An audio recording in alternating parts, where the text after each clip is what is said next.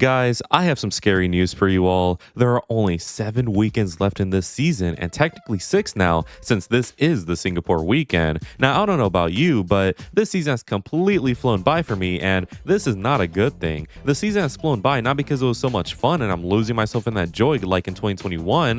It has flown by because this season has been so utterly boring that all these weekends are just starting to blend into one and not really stand out from each other. However, with 7 to go, maybe we finally have been given our lifeline in Max Verstappen. Max in Monza slapped his uncut gem across the faces of every driver, and what did he do in Baku? Oh, he only did the same thing but in even better fashion, and this has led us all to believing that Max can do it. Max can totally beat the McLaren to the driver's title because of these 2 successive wins. Now, what do I think? Well, if you were a good boy, you would know my answer in this video, where I basically say, no, it's not possible unfortunately, but he could still do it. Let me explain. Realistically, it's not going to happen because we're acting like Piastri and Norris are worse than they are, which, despite them trying to make us believe in that, that is not the case. If one of them even wins 2 more races in the season, even if Max is second in both of them, that's his title hopes out the window. But if that is to not happen, then Max is 100% in with a shot of the title. Either way, no matter what you think, at least we finally have some seasoning to this bland season. So personally, I'm pretty excited now for these next 7 weekends. However, unfortunately, the first of these 7 is in Singapore, which, unless this is your first season watching, then we all know how bad this place is. The only thing Singapore has going for it really is its novelty, since nothing beats watching these cars zoom past in the streets at night, but that's really about it. This place is like Monaco in the sense that this is all hype moments and aura, not good racing. But when the hype moments are good, man, are they fantastic. There, of course, was the old Singapore sling, which, come on now, bring it back. There was me almost wanting to kill myself after believing Seb was gonna win the title still. No, I'm not lying, I actually believe this. There was also Lewis's fantastic 2018 pole lap here, and of course, the entire 2022 race where everyone just wanted to go home early. So let us begin the weekend by looking at the teams to watch, the drivers to watch, the drama from the past week, and of course, my stupid predictions for Singapore. So go subscribe if you're new, if you were then where, and let's get to quacking now. See those clouds up in the corner? That's where the rain is coming from.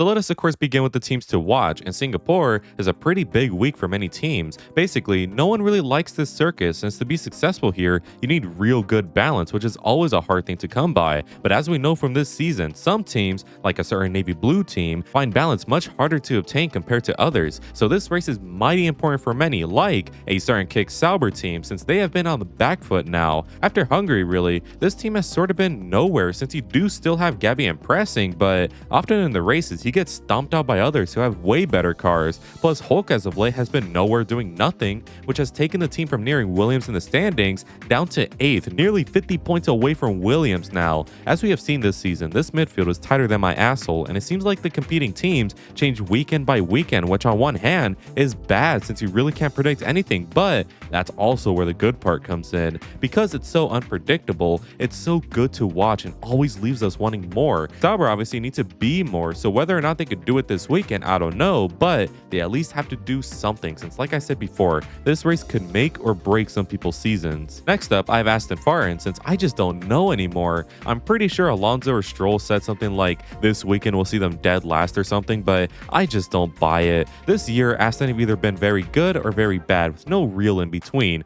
Plus, even if they are good, something gets in the way of that, which makes them bad either way. This season, Alonso has been in a high up place many times, but his car fucking exploded, or the team strategist forgot to clock in that day. It's getting real frustrating now, so I'm just gonna say it.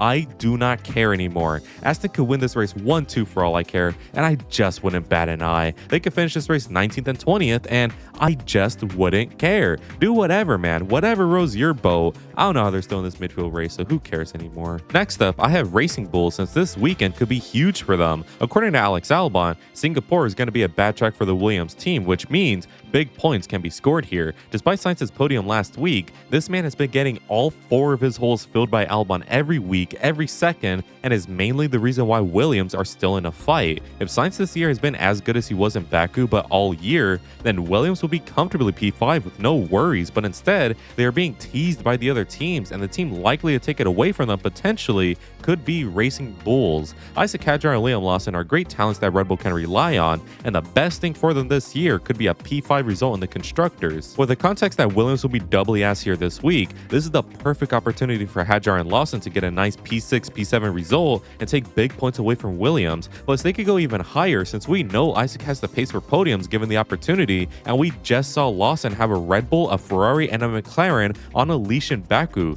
So this week could be huge for them. Never count them out in a week like this one. Now for the top dogs, and I begin with Ferrari. We have finally been displaced from our P2 position in the constructors, which fair play to Merck since I have no idea how we kept that for so long, but now we need to be serious again. Baku was an awful weekend since despite what you may think, the car that was in Baku should have been in the top 5 at the very least. Singapore needs to see our drivers back focused and fighting for podiums, otherwise we may get dropped for even third. These are extremely tense times right now since we need to end the season on a high for 2026, since who knows what that era could bring. For all we know, this could be either the end of Ferrari suffering or more likely the continuation of it, and man, I'm not asking for much. I just want to see one win. Is that so much to ask for? So Ferrari needs to get their act together, but what's more likely to happen is the team messing something up yet again. Can't wait for that. Next up is Red Bull, and I'll keep this one brief. You basically already know why they're here. While there is zero hope for the constructors, the driver's title could still be on, and we know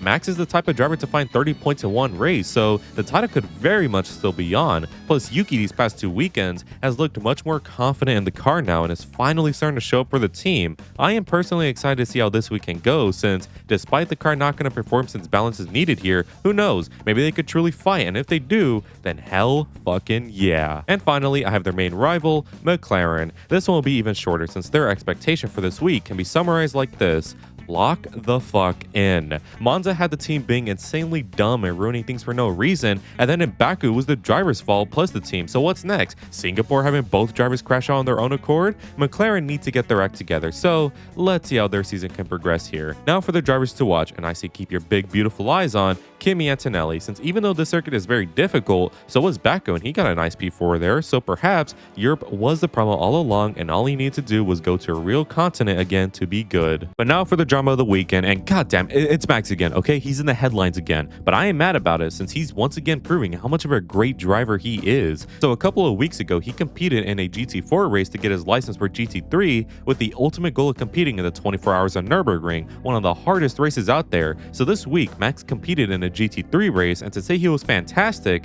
is an understatement. His stint was so great since he pulled over a minute to the leaders and of course won that race. I don't think it's really clocking to you guys how amazing this is. We have a defending 4-time F1 world champion competing in other motorsports right now and winning. Most other drivers don't bother themselves with other forms of racing because who knows? They think F1 is the upper echelon of motorsport, and while it is up there, don't act like you're the best at motorsport. Sure, maybe in F1, but other forms of racing are not beneath you. Max is a true racing driver at heart, and we all need to appreciate this. However, some people are appreciating this a little bit too much. While all of this is great, there are some people saying things like, this proves F1 drivers are the best at what they do, and it's like, god damn it guys, how many times must we tell you people? This is just like when Grosjean went to IndyCar in 2021, since he had many people then saying how F1 talent is the best talent because of his qualifying performances and wins, and it's like, guys, he still crashed, he didn't win any titles, he still got fired eventually, calm down. I'm seeing people say Max did this over a really competitive field, and it's like,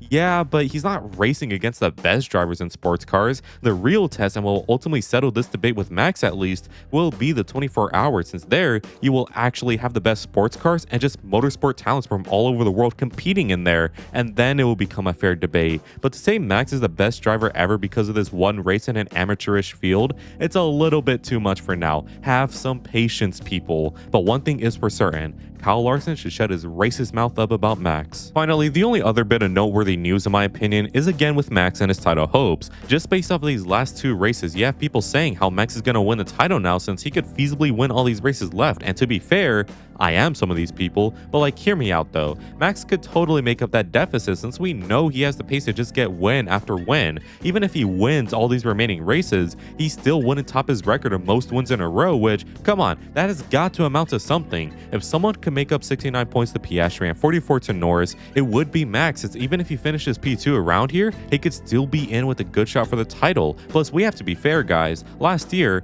Norris was supposedly in a title fight with Max and he had a similar gap to him in the standings. standings. Obviously, Norris was far less experienced, but basically what I'm saying is, if Norris was in a title fight last year, then Max is like 95% of the way there to being in a title fight. Ultimately, this weekend is a test, since if that car is once again third fastest or worse, then Red Bull is still far too bipolar to mount a proper title charge. But if that car is even like second fastest again, or better yet, equal fastest, if not the overall fastest, then 100% Max is in a title fight now, no matter his chances. Either way, let us all hope this weekend does not disappoint. Anyways, enough of that. Now for my juicy predictions for the Singapore weekend that you of course skipped to. As always, must be stated that we will predict 3 things: the top 5 in the quali, the top 5 in the race, and a random prediction from any session. It should also be noted that these predictions are based on nothing but pure vibes, so bear with me. No sprints this weekend, so let's begin with the main event and qualifying, and I predict that the top 5 on Saturday, starting with 5th, will be Tsunoda, and 4th will be Lewis Hamilton, and 3rd will be Max Verstappen, and 2nd will be Oscar Piastri, and for pole position, I have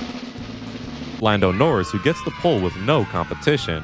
Now for the race predictions, and starting with 5th, I have Charles Leclerc, and 4th, I have Lewis Hamilton, and 3rd, I have Oscar Piastri, and 2nd, I have Max Verstappen, and the winner of the Singapore Grand Prix is Lando Norris, who does it again this year, this time with no mistakes. Time for my random prediction, and I think in the race, there will be a lap 1 red flag due to midfield craziness, and the wait will exactly be 42 minutes. Also, make sure to join the Discord to make your predictions for the weekend and have a chance to appear in the winners and losers. So those are my predictions for the Singapore weekend. Overall, keep your expectations low, people, since nothing is likely to happen here. Plus, who knows, maybe something does happen and then we'll all be left pleasantly surprised. Lord knows we could do with a little bit of action from the McLaren driver, so let's see how the team can mess things up. Anyways, I want to give a quick shout out to all members of the flock for their continued support, and make sure to join if you want cool benefits as well as just helping me out. Anyways, if you enjoyed today's video, make sure to leave a like and subscribe since it really helps me out. Make sure to let me know in the comments what your predictions are, and as always, have an amazing day.